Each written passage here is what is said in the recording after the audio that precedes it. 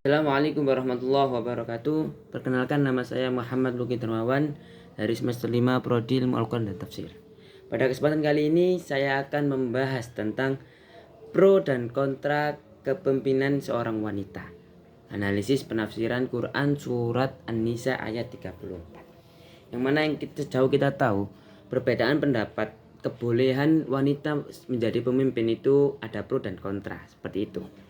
Yang fakta yang terjadi, fenomena yang terjadi pada masa sekarang ialah di Jawa Timur khususnya calon gubernurnya itu seorang wanita semuanya, seperti itu. Maka hal ini perlu untuk dikaji.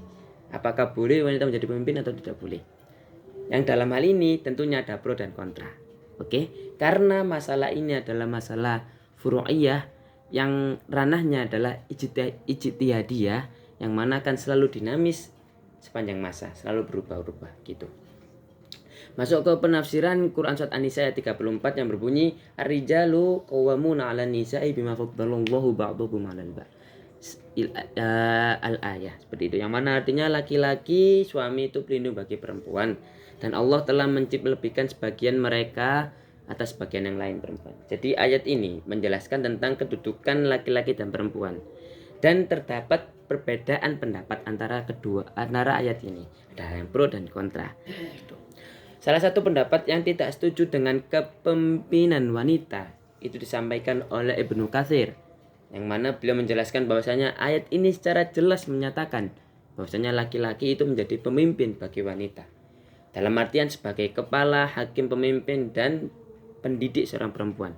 Dan ayat ini menandakan laki-laki itu lebih utama dari perempuan. Dan atas dasar inilah begitu, karena hal ini kenabian juga semuanya itu perempuan. Salah. Kenabian itu semuanya laki-laki. Gitu, tidak ada yang perempuan. Nah, itu pendapat yang tidak setuju bahwasanya perempuan menjadi pemimpin, seperti itu. Kan dengan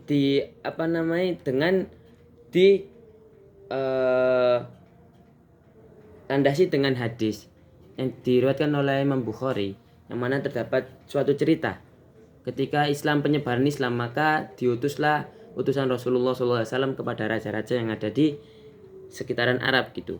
Nah, pada saat di Kisra ini pemimpinnya seorang wanita, dan ketika surat itu datang, suratnya disobek-sobek tanpa dibaca.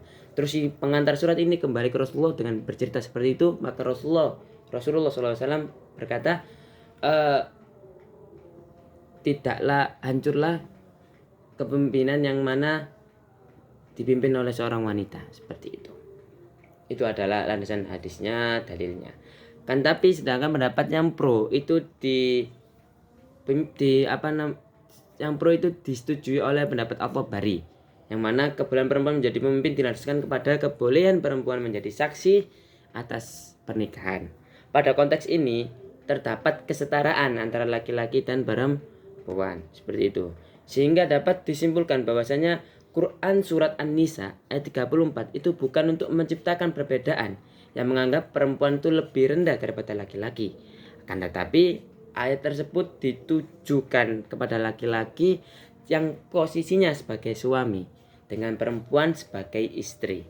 Mereka adalah satu kesatuan yang utuh, tak ada yang bisa hidup tanpa yang lain, dan mereka saling melengkapi. Nah, seperti itu. Jadi ayat ini itu bukan tentang menurut At-Tabari, itu ayat ini bukan tentang sebuah ayat yang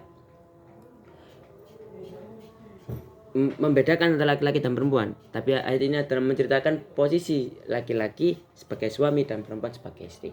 Sekian dari saya. Apabila ada kata belibet yang kurang berkenan, kami mohon maaf. Wassalamualaikum warahmatullahi wabarakatuh.